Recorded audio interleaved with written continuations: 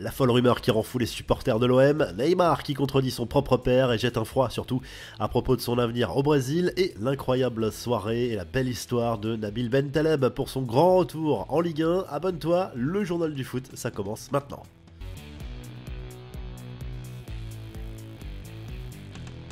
C'est une info qui risque de contrarier fortement les supporters de l'OM. Selon les informations de Fichares, un site espagnol spécialisé sur les transferts, le club marseillais pourrait faire face à un sacré dilemme l'été prochain. Le PSG suivrait de très près les performances de Mason Greenwood et pourrait revenir à la charge dans quelques mois avec une offre de 75 millions d'euros. Le média espagnol rappelle que Manchester United a conservé 50% des droits de l'attaquant anglais arrivé l'été dernier contre un chèque de 26 millions d'euros.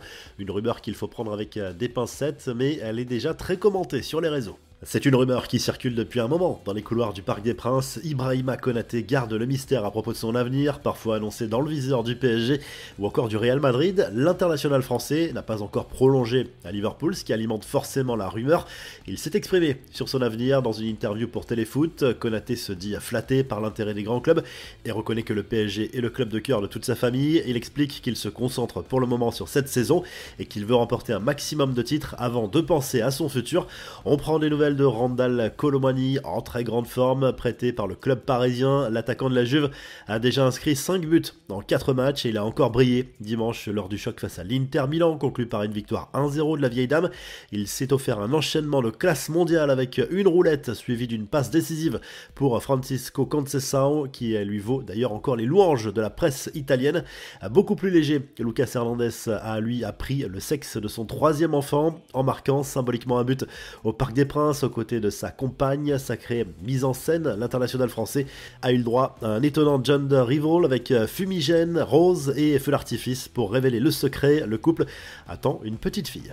L'actu du Real Madrid, c'est les suites de l'affaire Jude Bellingham. L'international anglais a fait une sorte de demi-mea culpa après son carton rouge reçu samedi lors du match nul du club merengue sur la pelouse d'Osasuna.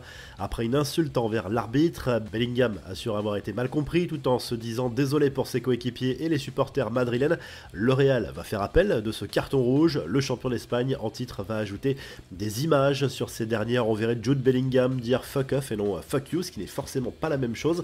Mais dans le compte rendu du match, l'arbitre de la rencontre a bien indiqué que l'anglais l'avait insulté. Les autres infos à retenir dans ce journal du foot, il était forcément très attendu. Neymar a marqué son premier but depuis son retour à Santos dans la nuit de dimanche à lundi. Le Brésilien a transformé un penalty qu'il a lui-même provoqué face à Água Santa dans un match du championnat de l'État de Sao Paulo. Son dernier but remonté au 3 octobre 2023 avec Al Hilal. Le père du joueur, lui, a été interrogé sur le futur de l'ancien Parisien qui n'a signé qu'un court contrat avec son club formateur. Certains assurent qu'il rêve de revenir en Europe et pourquoi pas au Barça. Rumeur démentie par Neymar Senior qui parle d'une potentielle prolongation, sauf que l'ancienne star du PSG lui a calmé tout le monde en expliquant qu'il attendait de voir à quel niveau il pouvait revenir. En clair, s'il retrouve son football, il ira sans doute voir ailleurs l'été prochain.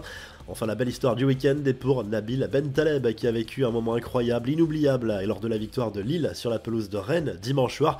8 mois après son malaise cardiaque, le milieu de terrain de 30 ans a retrouvé la compétition et il a ouvert le score au Horizon Park quelques minutes après son entrée en jeu.